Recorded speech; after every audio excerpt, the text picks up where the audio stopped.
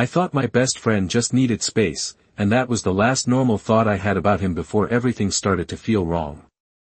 Noah Carter had always been the kind of guy who disappeared for a day or two sometimes, especially after a long week or when something was bothering him, so when he didn't answer my calls that Friday night, I didn't panic right away.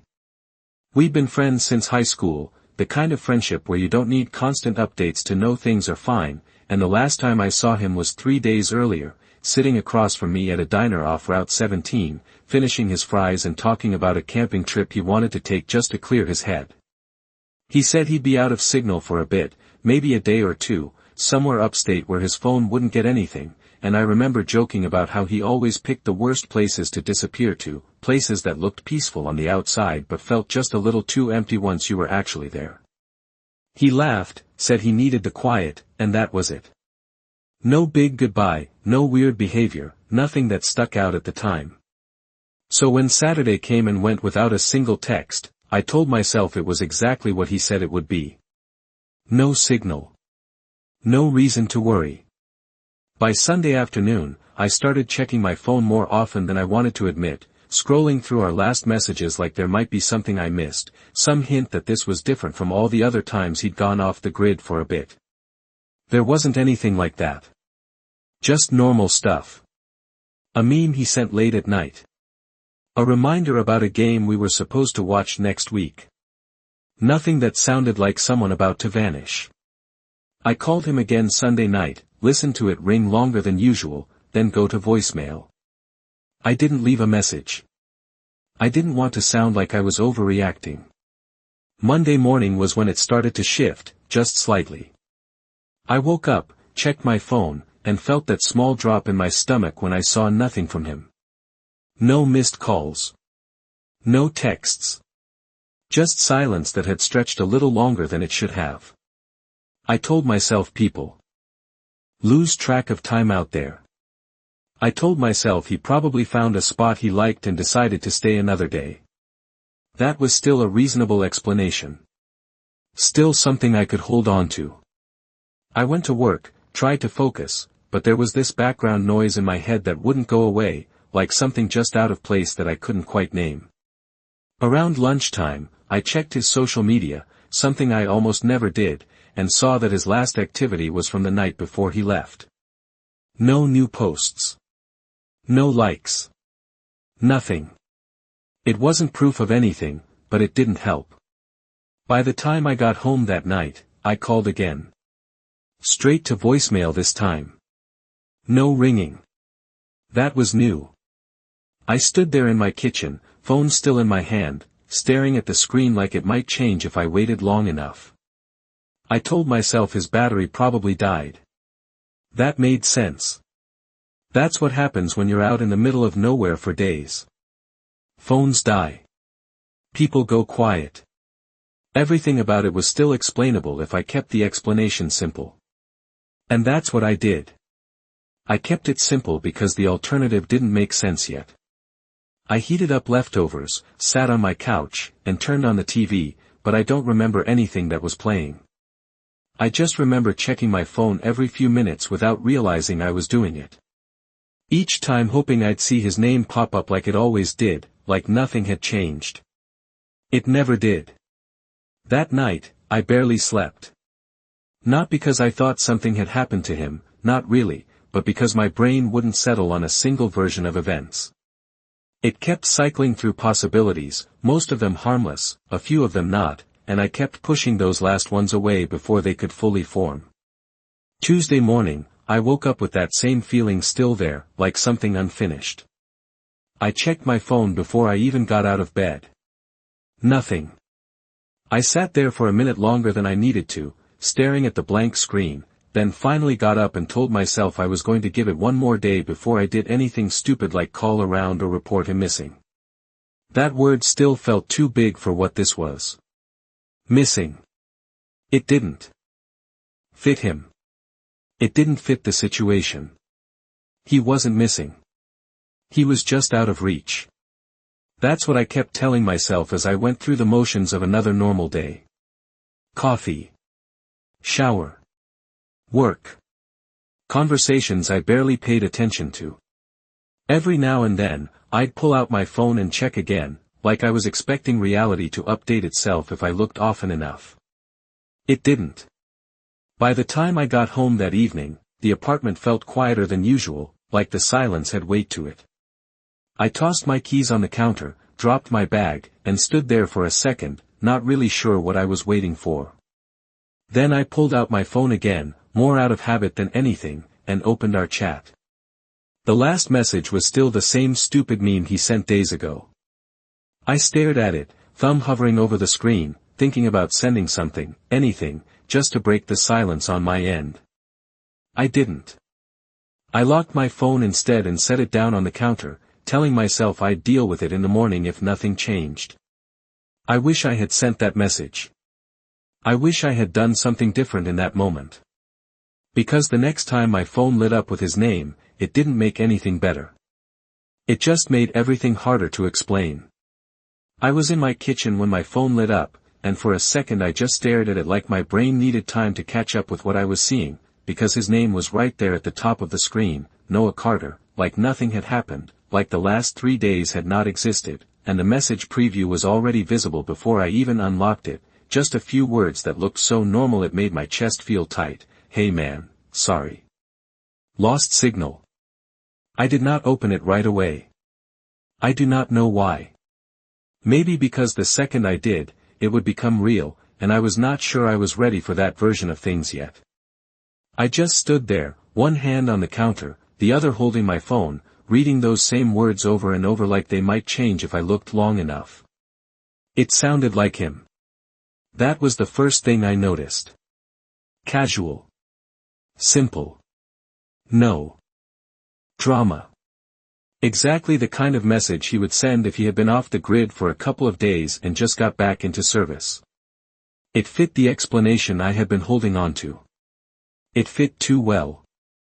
I finally unlocked my phone and opened the conversation, half expecting there to be more messages underneath it, like he had been trying to reach me earlier and I had somehow missed them, but there was nothing else. Just that one message, sitting there with a timestamp from a few seconds ago. I checked it twice to make sure I was not reading it wrong. The time was current. Not delayed. Not from hours ago. It had just come in. I let out a breath I did not realize I had been holding, and for a moment, everything felt normal again. I typed back without thinking too much about it, something simple, something safe, asking where he had been and if he was okay, and then I waited. The little bubble that shows someone is typing never appeared. I stared at the screen, watching it like I could force a response out of it, but nothing happened. After about a minute, I locked my phone and set it back down, telling myself he was probably driving or still somewhere with weak signal, that he might not see my message right away. That was still a reasonable explanation.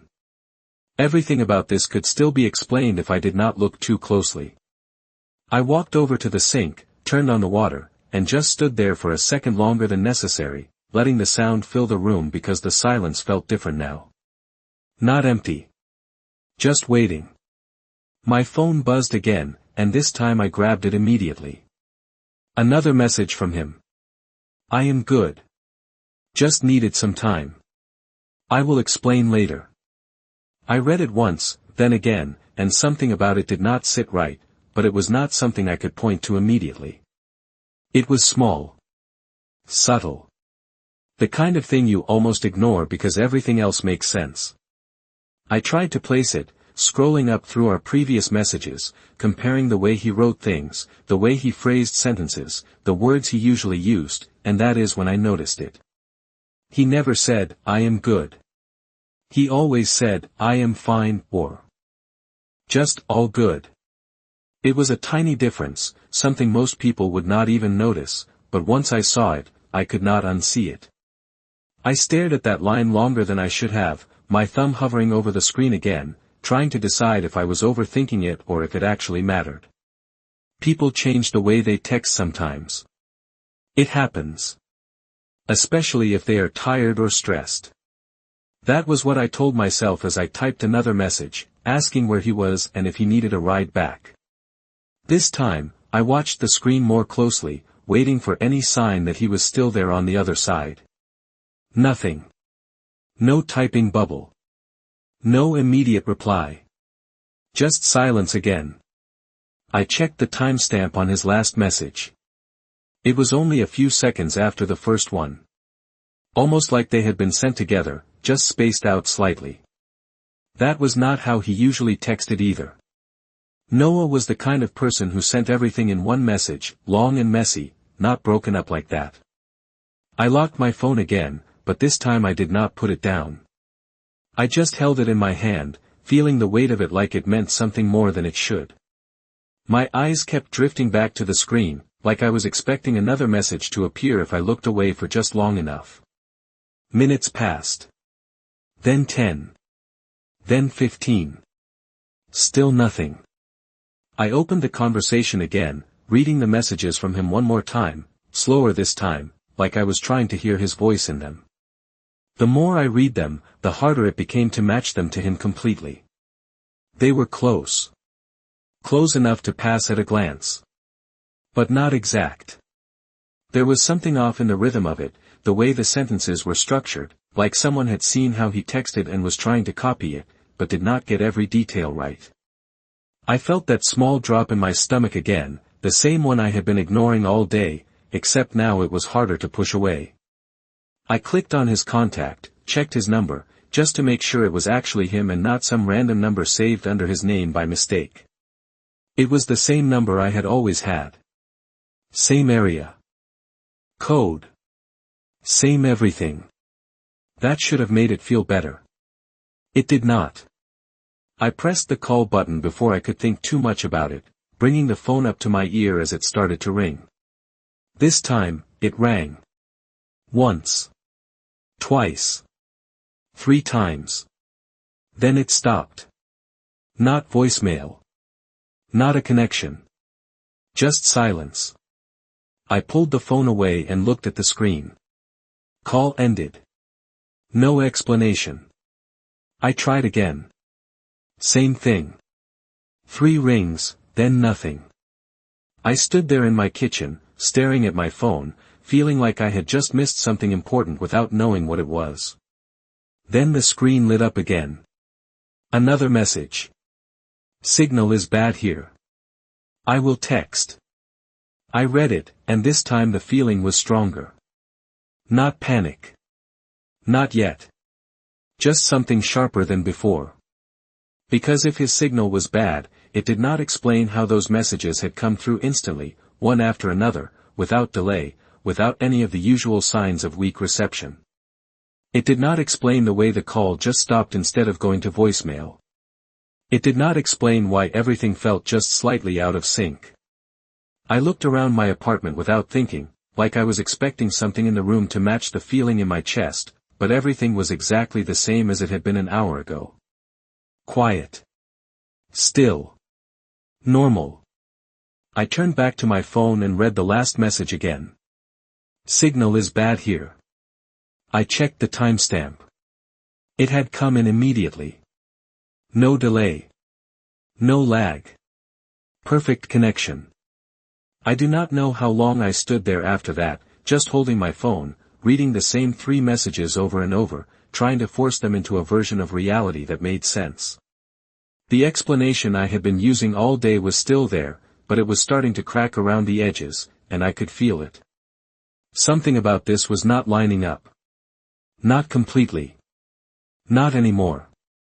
I did not reply to that last message right away because I was trying to figure out which part of it bothered me the most, and the more I thought about it, the more it felt like I was focusing on the wrong thing entirely, like I was stuck looking at the words instead of what was behind them, so instead of texting back, I opened my settings and pulled up the call history again, checking the exact times I had tried to reach him, lining them up with when his messages came in, and that was when the pattern started to break in a way I could not ignore anymore, because according to my phone, his first message had come in at 7:42 p.m., the second at 7:43 p.m., and the last one at 7:46 p.m., all clean, all instant, no delay at all, but my call attempts in between showed something different. They showed that I had tried calling him at 7:44 p.m. and 7:45 p.m., and both calls had connected enough to ring, but not enough to reach voicemail, which did not match what he had said about his signal being bad, because if his signal was that weak, the messages should have lagged,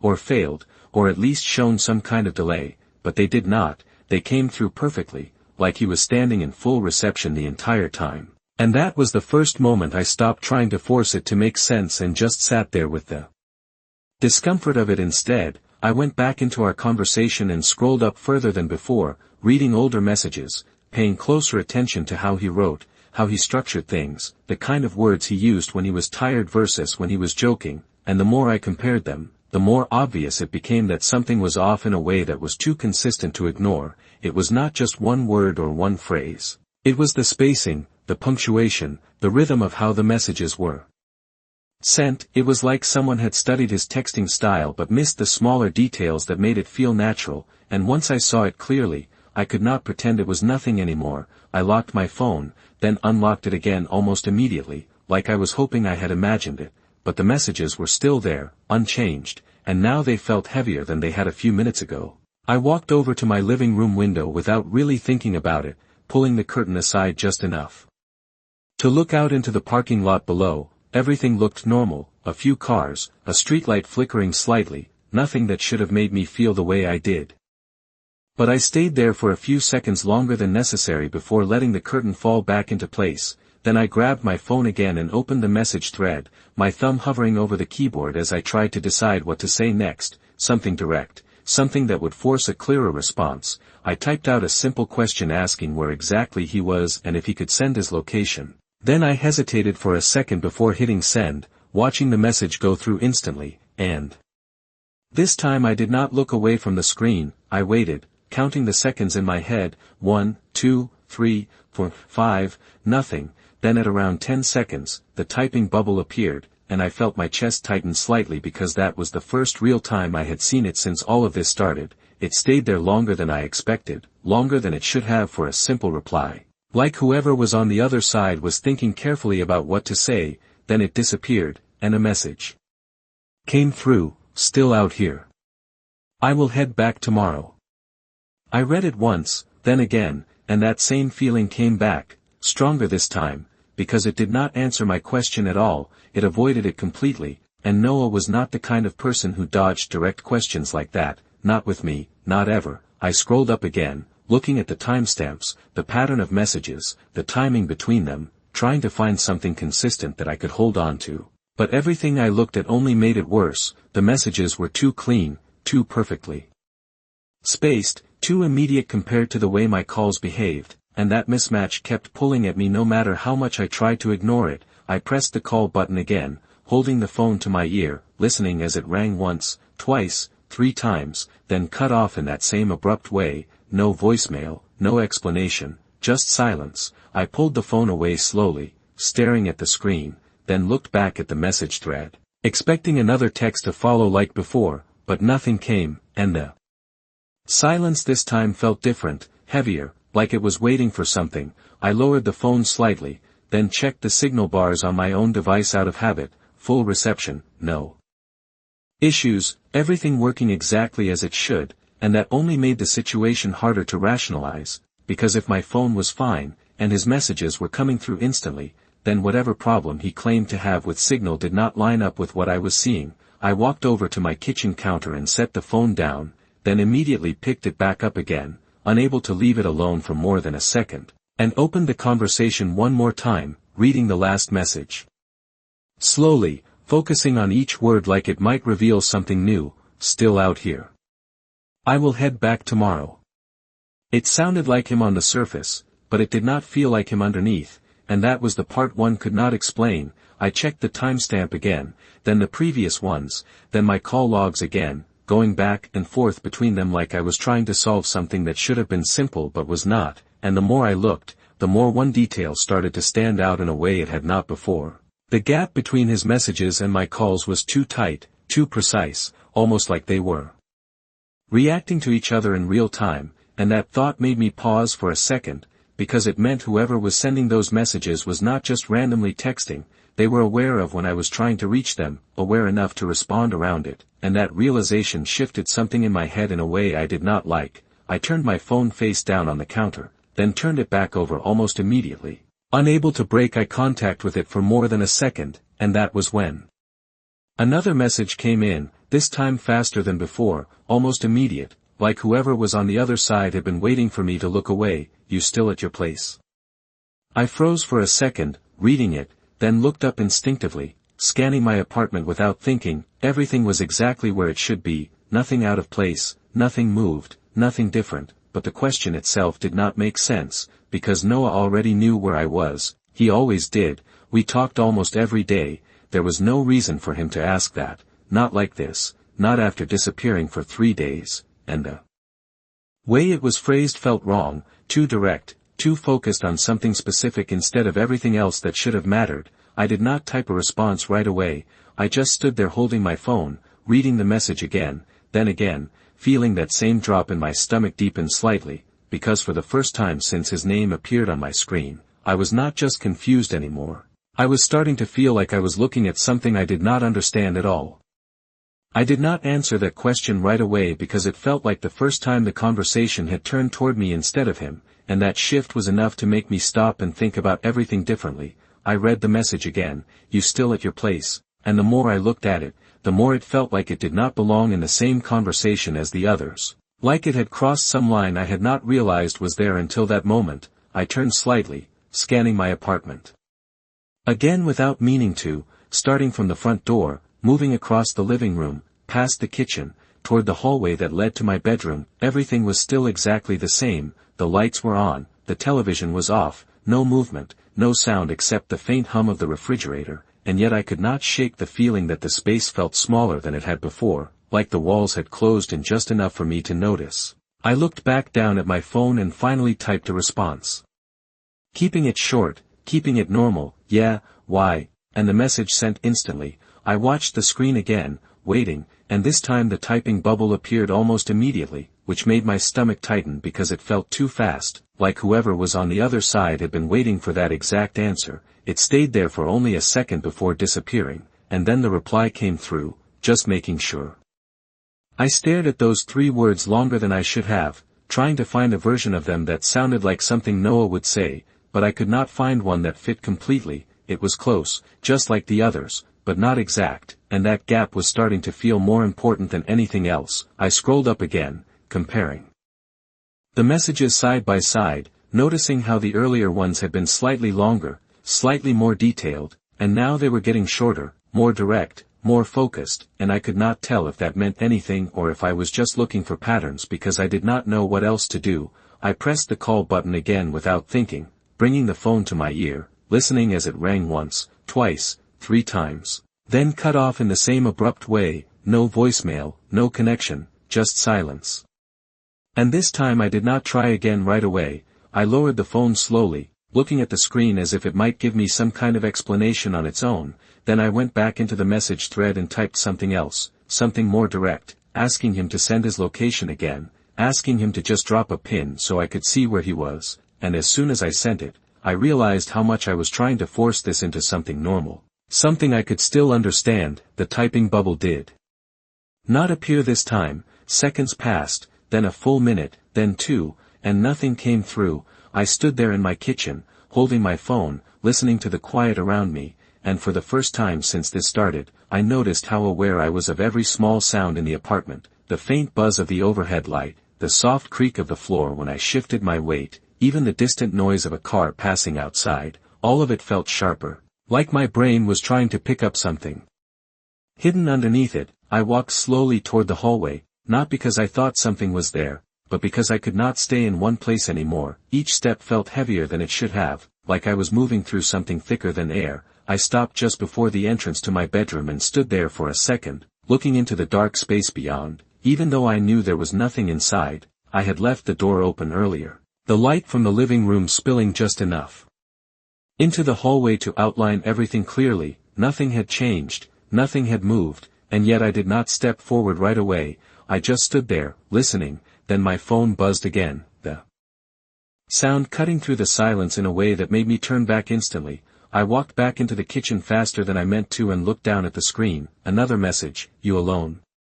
I felt that same drop in my stomach again, deeper this time, because the question was even more direct than the last one. and it did not fit any version of a normal conversation, not after everything else. I did not answer right away, I just stared at it, reading it over and over, trying to figure out why it felt so wrong, and then it hit me. It was not just the question itself, it was the order of things. The way the conversation had shifted from explaining his absence to asking about my situation, my location, whether I was alone. It was like the focus had moved completely, and I had not noticed when it happened. I looked up again, scanning the apartment one more time, slower this time, paying attention to details I would normally ignore, the position of the chairs, the way the shadows fell across the floor, the reflection in the dark television screen. Everything looked exactly the same. But I could not shake the feeling that I was missing something. I looked back down at my phone and finally typed a response, keeping it vague this time. Yeah, just got back from work, and as soon as I sent it, I wished I had not been so specific, because it felt like I had just given away something I should not have. The typing bubble appeared again, almost immediately, and stayed there for longer than before, long enough for me to feel the tension build in my chest. Then it disappeared, and the message came through. What time did you get home? I did not answer that one right away. I just stood there, holding my phone, reading the question, feeling that same sense of something shifting underneath the surface, because now it was not just about where I was, it was about when I was there, and that detail felt more important than anything else he had asked so far. I slowly locked my phone and set it down on the counter, stepping back slightly as if creating distance from it would help me think more clearly, but it did not. The questions were still there, sitting in my head, looping over and over, and the more I thought about them, the harder it became to connect them to the person I knew. I looked around my apartment again, this time focusing on the front door, the deadbolt, the chain, both still locked exactly the way I had left them. Then my eyes moved to the small gap at the bottom of the door, where the hallway light from outside usually cast a thin line across the floor. It looked normal. Nothing blocking it, nothing moving, just a steady line of light, and yet I found myself staring at it longer than necessary, waiting for something I could not define. Then my phone buzzed again, louder this time against the countertop, and I felt my chest tighten as I looked down at the screen. Another message: you should lock your back door. I froze completely for a second, reading it, then looking up instinctively toward the hallway again, toward the part of my apartment I could not see from where I was standing, because the back door was not in front of me, it was behind that corner, out of sight, and for the first time since his name appeared on my phone, I did not feel confused anymore. I felt something much more specific, something that made every small detail around me suddenly matter in a way it had not before. I did not move right away after reading that message because my brain was still trying to catch up with what it actually meant. I just stood there staring at the screen, then slowly lifted my eyes toward the hallway again, toward that corner where the back door was hidden from view, and for a few seconds I stayed completely still, listening, not for anything specific, just for any sign that something was different from before. But the apartment was quiet, the same steady silence as before. Nothing out of place, nothing moving, and that made it worse somehow, because if there had been a sound, something obvious, I could have reacted to it, but there was nothing, just the message sitting in my hand: you should lock your back door, like it had been sent from someone who knew something I did not. I swallowed once, then forced myself to move, taking a slow step toward the hallway, then another, each one feeling heavier than it should have, like I was walking towards something I was not ready to see. The light from the kitchen faded slightly as I turned the corner, the hallway dimmer but still visible enough to make out everything clearly, my bedroom door still open, the shadows unchanged, and then I looked at the back door, and for a second I thought I was imagining it, because it did not look completely closed, not the way I remembered it. The handle was in the same position, the deadbolt above it looked engaged. But the door itself was not fully flush with the frame. There was a thin gap, barely noticeable unless you were looking directly at it, and I stopped walking immediately, my body going still again, because I knew I had locked it earlier. I remembered doing it, not as a vague memory but clearly, the same routine I always followed when I got home: check the handle, turn the deadbolt, make sure it clicked. I did it every day without thinking, and now I was standing there looking at a door that did not match that memory exactly. I took another step closer, slower this time, my eyes fixed on that small gap, watching for any movement, any shift, but nothing happened. It just stayed there, slightly off, slightly wrong. I reached the door and stopped again, my hand hovering a few inches away from the handle. not touching it yet, because I realized something else in that moment. If the door was not fully closed, then either I had made a mistake earlier, or something had changed it after I got home, and neither option felt right. I glanced back down the hallway instinctively, as if checking behind me, then looked back at the door and finally reached out, my hand wrapping around the handle slowly, testing it without fully turning it. It did not move, the deadbolt was engaged, just like I thought, but the door still had that slight give to it, that tiny gap that should not have been there. I pressed gently, and it shifted just enough to close fully with a soft click, the sound louder than it should have been in a quiet apartment. I stood there for a second longer, my hand still on the handle, feeling the solidness of it now that it was fully shut. Then I turned the deadbolt again just to be sure, listening for the click, checking it twice, the way I always did when something did not feel right. Then I stepped back slowly, my eyes still on the door, waiting for something else to happen, but nothing did. It stayed closed, still, normal, and yet the feeling in my chest did not go away. I pulled my phone out of my pocket again and looked at the message one more time, then back at the door, then at the message again. And that connection between the two things was impossible to ignore now, because whoever had sent that text had known something about that door before I did, something I had only just confirmed seconds ago. I typed a response without thinking too much about it, my fingers moving faster than my brain. "How did you know that?" and sent it, watching the screen closely this time, waiting for any sign of a reply. The typing bubble appeared almost instantly again, and that immediate response made my chest tighten even more, because it meant they were still there, still watching, still paying attention in real time. The bubble stayed for a moment, then disappeared, and the message came through: "I told you, I am close." I felt something shift in my head when I read that, something that made everything before it rearrange itself in a way I could not undo, because now it was no longer just about messages that felt off, or timing that did not make sense. It was about location, about proximity, about the idea that whoever was sending those texts was not somewhere far away with bad signal, they were somewhere close enough to know details about my apartment that I had not even noticed yet. I looked around again, slower this time, scanning every part of the hallway, the corners, the floor, the shadows, then back toward the kitchen, the living room, the front door. Everything looked the same, but it did not feel the same anymore. The space felt different now, like it had changed without actually changing. I walked back toward the kitchen slowly, keeping my eyes moving, not focusing on any one place for too long, then stopped near the counter where I had left my phone earlier. I picked it up again and opened the conversation, reading the last message again: "I am close." And this time I noticed something else that I had not paid attention to before, the phrasing. It was not, "I am almost back," or, "I am nearby." It was just, "I am close," simple, direct, and open in a way that did not specify anything, and that lack of detail made it worse, because it could mean anything. I pressed the call button again without thinking, bringing the phone to my ear, listening as it rang once, twice, 3 times, then cut off just like before, and this time, instead of lowering the phone right away, I kept it there for a second longer, listening to the silence that followed, because for a brief moment, I thought I heard something underneath it, something faint, like a shift of air or a soft movement, but it was gone as quickly as it came, and I could not tell if it had been real or just my mind trying to fill in the gaps. I pulled the phone away slowly and looked at it, then at the hallway again, then back at the phone, and that was when another message came through.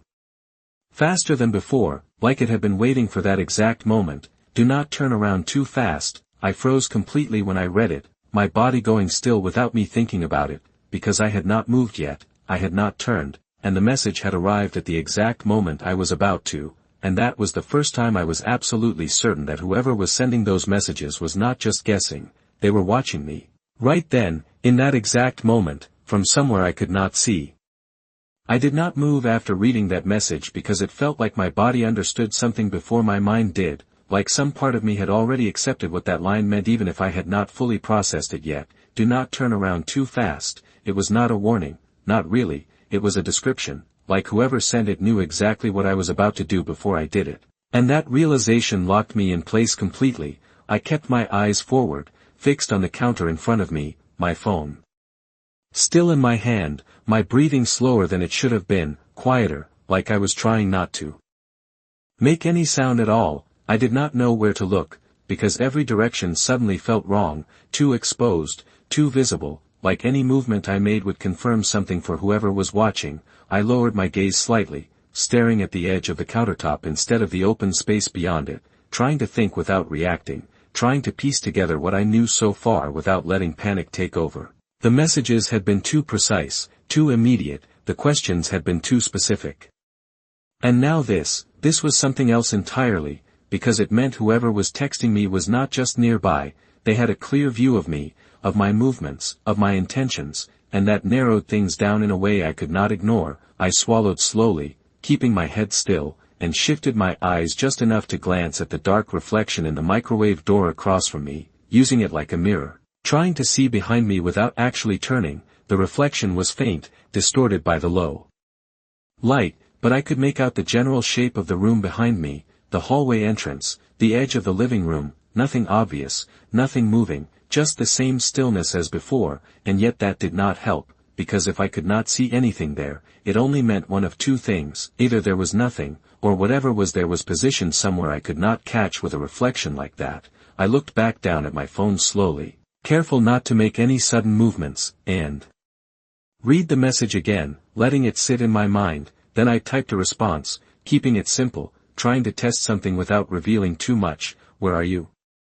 I sent it and waited, the seconds stretching longer than they should have. The typing bubble appeared again, almost instantly, and that immediate reaction confirmed what I already suspected. Whoever was on the other side was not dealing with bad signal, they were present, active, watching. The bubble stayed for a moment, then disappeared, and the reply came through: "You already know." I felt something shift in my chest when I read that. Not a sudden spike of fear, but something heavier.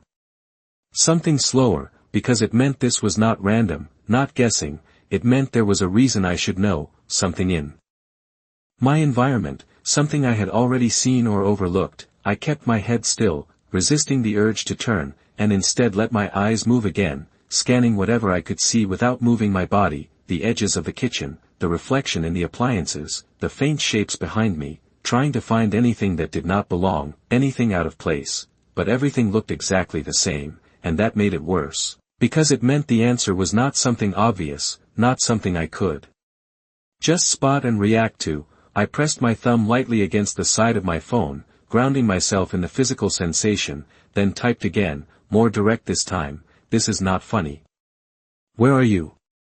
I sent it and waited. The typing bubble appeared again, slower this time, staying longer than before, like whoever was writing was choosing their words more carefully, and that delay made my chest tighten in a different way, because it felt deliberate, controlled. Then the message came through: "I can see you by the counter." My eyes dropped instantly to the surface in front of me, then lifted slightly, scanning the area around me again, but still without turning, because that one line confirmed everything I had been trying not to fully accept. Whoever this was had a direct line of sight to me, not just generally, but specifically enough to know exactly where I was standing in that moment. I felt my grip on the phone tighten slightly, my fingers pressing harder against it without me realizing. I forced myself to breathe slowly, evenly, trying to keep my movements controlled, because reacting too quickly now felt like the worst possible thing I could do. I thought about the layout of my apartment, every angle, every possible place someone could be positioned to see me without being seen easily: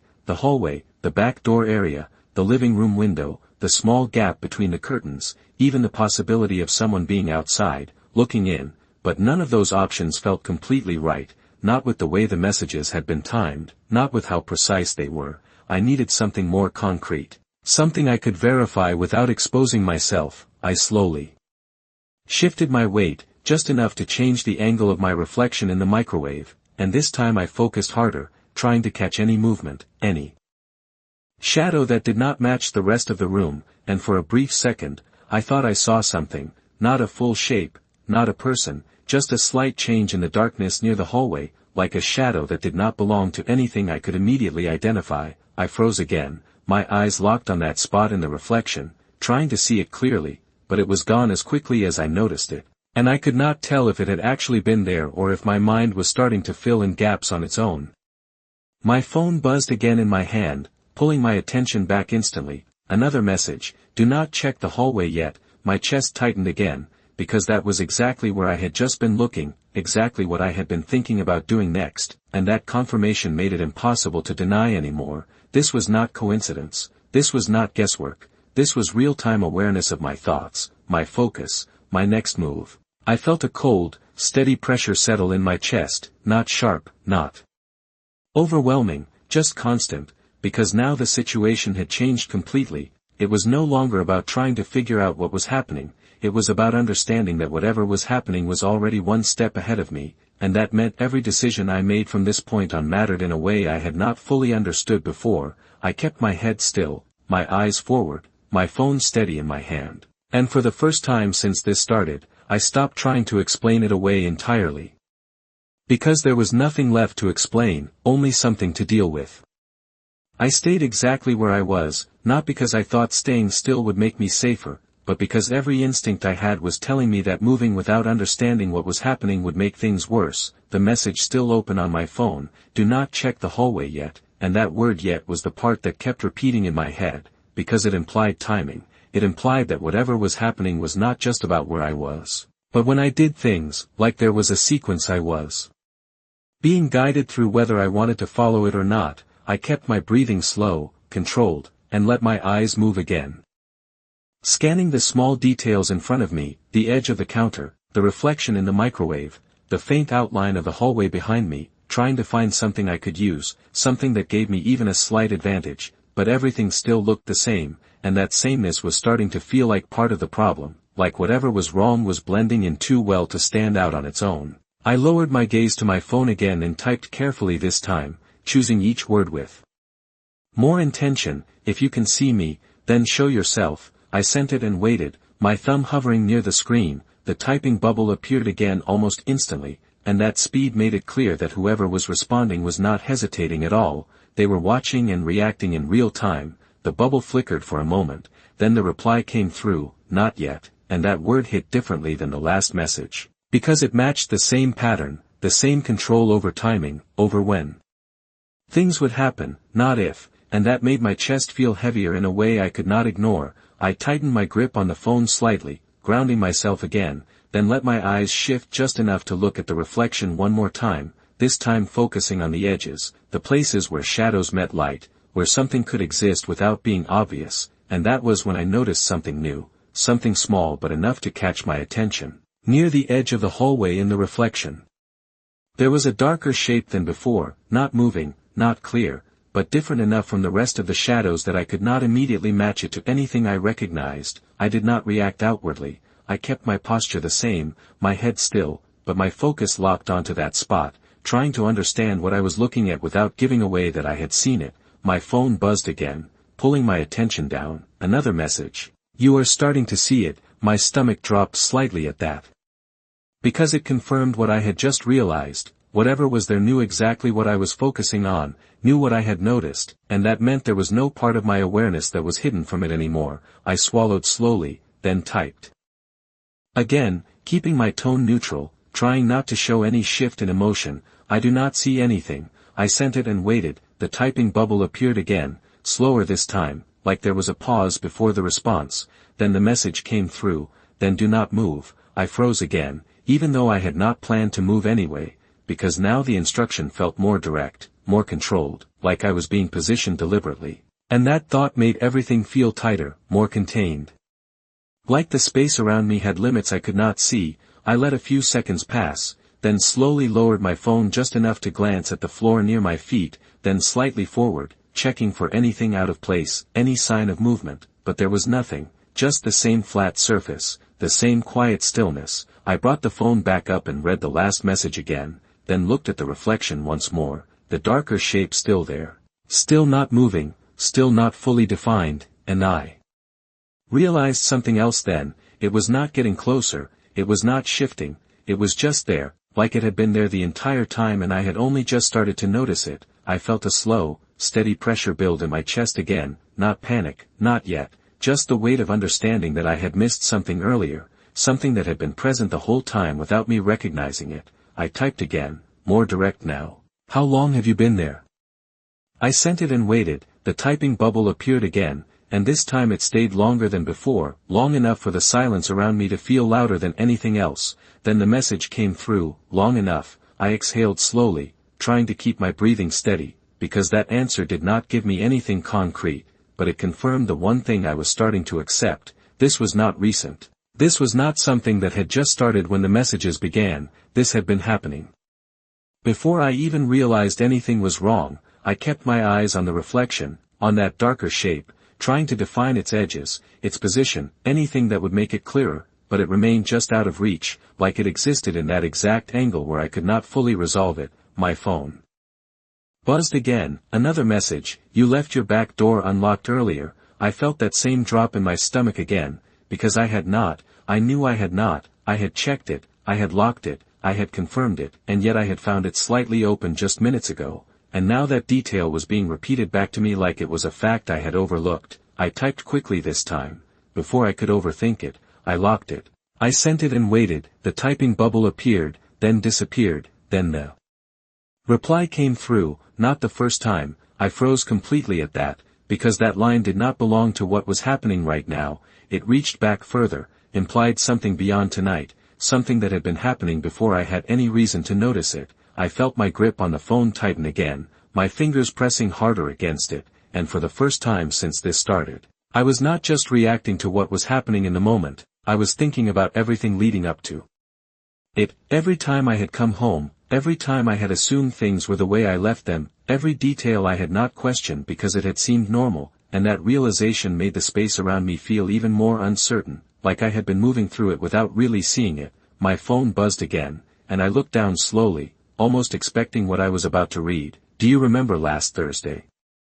I stared at that message, my mind trying to pull up the memory automatically, something about that day, something small, something I had not paid attention to at the time, and as I stood there, still not turning, still not moving, I realized that whatever was happening now was not just about this moment, it was about something that had already been building long before I noticed it, and I had no idea how far back it actually went.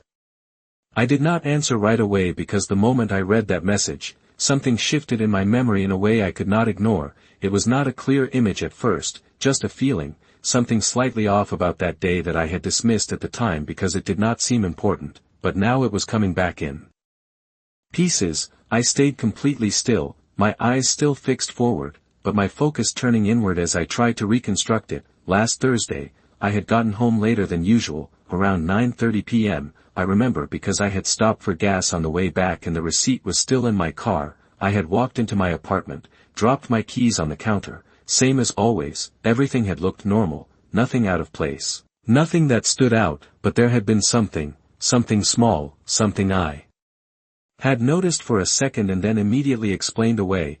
I felt my grip on the phone tighten slightly as the memory sharpened. It was the hallway light. It had been on when I got home, not fully bright, just that dim glow it sometimes had when the switch was not flipped all the way, and I had assumed I must have left it like that earlier, even though I usually turned all the lights off before leaving. I had not thought about it again after that, not until now. My phone buzzed in my hand, pulling me back to the present. Another message. The light was already on. I felt my chest tighten because that was exactly what I had just remembered, exactly the detail I had not said out loud, not typed, not mentioned, and yet it was being repeated back to me like it had been observed directly. I swallowed slowly, keeping my posture the same, my eyes still forward, because now the connection between past and present was impossible to ignore. This was not just about tonight, this was about something that had been happening before I even realized it. I typed carefully, trying to keep my hand steady. You were here that night?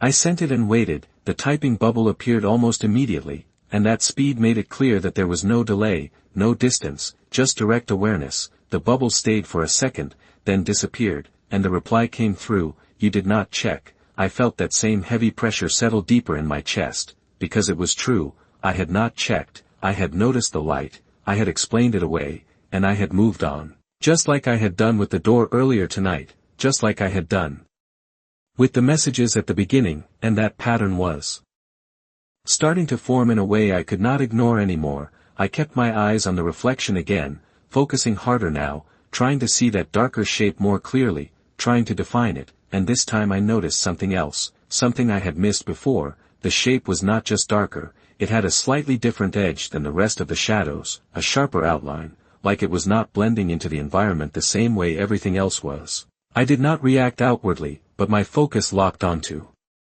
it completely. My phone buzzed again, another message: "You always explain things too fast." I felt my stomach drop slightly at that, because it was not just describing the situation, it was describing me, my habits, the way I process things, and that meant whoever this was had been observing more than just where I was standing. They had been paying attention to how I reacted, how I thought. And that realization made everything feel even more exposed. I typed again, slower this time, choosing each word carefully. "How long have you been watching?" I sent it and waited. The typing bubble appeared, stayed longer than before, then disappeared, and the message came through: "Before he left." I froze completely when I read that, because that line connected everything in a way I had not fully considered until that moment. Before he left, before Noah went missing, before any of this started on the surface, which meant this was not something that began with the messages. It was something that had already been in motion before Noah disappeared. I felt my grip on the phone tighten again, my mind trying to process that connection, because if that was true, then Noah being gone and these messages appearing were not separate events, they were part of the same sequence, the same situation, and that made everything feel more structured, more intentional than I wanted it to be. I looked back at the reflection again, my eyes tracing the outline of that darker shape. And this time I noticed a slight shift, not movement exactly, but a change in how the light hit it, like it had adjusted slightly without fully moving, and that small difference was enough to confirm that it was not just a static shadow, it was something else, something positioned just out of my direct line of sight. My phone buzzed again, pulling my attention down. Another message: "He noticed faster than you." I felt a chill run through me at that, because it implied something about Noah, something about his awareness, his reaction, something I did not know. I typed quickly, before I could overthink it: "What do you mean?" I sent it and waited. The typing bubble appeared again, then disappeared, and the reply came through: "He stopped ignoring it." I stared at that message, my mind trying to piece together what that meant, because if Noah had noticed something, if he had recognized something was wrong before I did, then his disappearance was not random, it was connected to this, to whatever was happening in my apartment, in my space. And that thought made everything feel even more immediate, more personal. I looked up again, scanning the room, the hallway, the edges of everything I could see, and for the first time, I felt like I was not just being watched in the present, but that the space itself had been observed over time, studied, understood in ways I had never considered. My phone buzzed again, another message: "Do not turn yet." I froze again, my body still locked in place, because I had not planned to move, but the instruction came at the exact moment I had started to think about it, and that timing was too precise to ignore. I looked back at the reflection one more time, focusing on that shape, trying to hold on to it, trying to understand its position relative to me, because if I could figure that out, I might be able to do something, anything. But the longer I stared, the more I realized something else, something that made my chest tighten even more. The shape was not in the hallway, not exactly. It was closer than that, positioned in a way that the reflection made it look further away than it actually was, and that realization made everything feel smaller, tighter, like the distance between me and whatever was there was not what I had assumed. My phone buzzed again, and I looked down slowly, almost expecting what I was about to read. "Now you understand." I felt my breath catch slightly, because I did, not everything, not completely, but enough to know that whatever I had been picturing in my head up until now was wrong, and that the real situation was closer, much closer than I had been willing to believe. I kept my eyes locked on the reflection, because now I understood that turning too soon meant giving up the only advantage I had left. That distorted view in the microwave door was the only way I could see anything without letting whoever was behind me know exactly what I was doing, and the more I focused on that darker shape, the clearer it became that it was not where I first thought it was not deep in the hallway. It was closer, positioned just off to the side of the entrance, close enough that if I turned too quickly, I would be facing it directly without any time to react. My breathing stayed slow, controlled, but my chest felt tight, like every second was stretching longer than it should. My phone buzzed again in my hand, and I forced myself to look down at it without moving anything else. Another message: "You are figuring it out." I did not respond this time, because there was nothing left to test. Nothing left to confirm, I already knew enough. I let my eyes lift slightly, returning to the reflection, and this time I focused on the edges of that shape, the way it interrupted the light, the way it did not match the lines of the wall or the doorway, and that was when it became clear. It was standing just inside the hallway, not fully hidden, but positioned at an angle where I could not see it directly unless I turned, and the only reason I could see it at all was because of the reflection. I felt something settle in my chest at that realization, not panic, but a kind of clarity, because now the situation was defined. There was something behind me, something close enough to watch me, to respond to me in real time, and it had been there long enough to know my habits, my patterns, the way I moved through my own space. My phone buzzed again, and I glanced down. Another message: do not turn yet. I did not move, I did not react. Because now I understood that the timing of everything mattered more than anything else. If I moved too early, I would lose control of whatever this moment was. I let a few seconds pass, then slowly shifted my weight, just enough to adjust my position without making it obvious, changing the angle of the reflection slightly, and that was when I saw it more clearly for the first time. Not a full figure, not a face, just a clearer outline of something that did not belong in that space, a vertical shape where there should have been empty air, still, completely still, like it had been waiting. I felt my grip on the phone tighten, my fingers pressing harder against it, but I kept my body steady, my head forward, because now I had something I could work with. I typed carefully, keeping my movement small, controlled. If you can see me, then you know I see you. I sent it and waited. The typing bubble appeared again, but this time it stayed longer than before, and that delay felt different, like the balance had shifted slightly, like for the first time, I was not the only one reacting.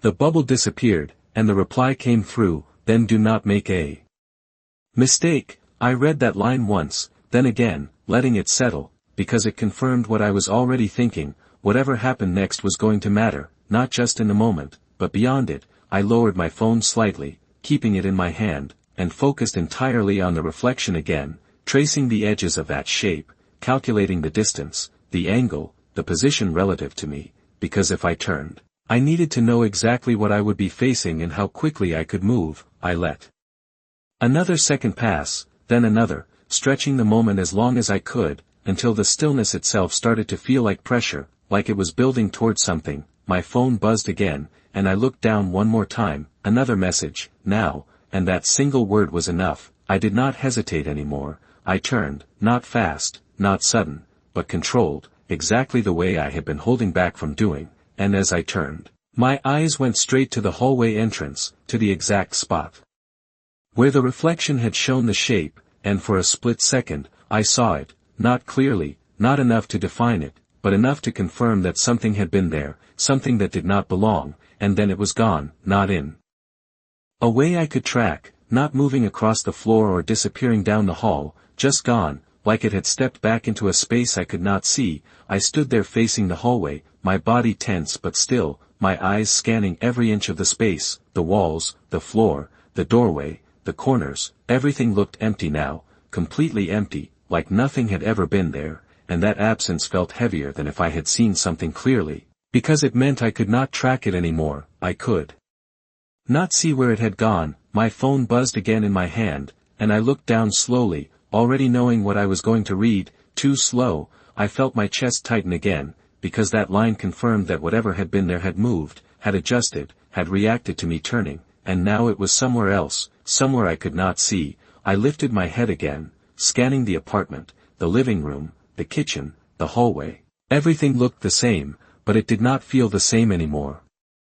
Because now I knew for certain that the space I was standing in was not empty, it just looked that way. My phone buzzed again, and I looked down. One more message: it is behind you again. I did not turn this time, I did not react, because now I understood the pattern, the timing, the way this was being controlled. I kept my eyes forward, my body still, my mind trying to stay one step ahead instead of one step behind, because for the first time since this started, I was not just reacting to what was happening, I was trying to anticipate it, trying to find a way to break out of the sequence I had been pulled into. But as I stood there, holding my phone, listening to the quiet around me, I realized something else, something that made everything feel even more controlled than before. Every message, every movement, every moment of stillness had been timed perfectly, not just to scare me, but to guide me, to position me exactly where I was, exactly how I was, and that meant this was not random, not improvisation, this was something planned, something that had been unfolding step by step, and I had been following it the entire time without realizing it.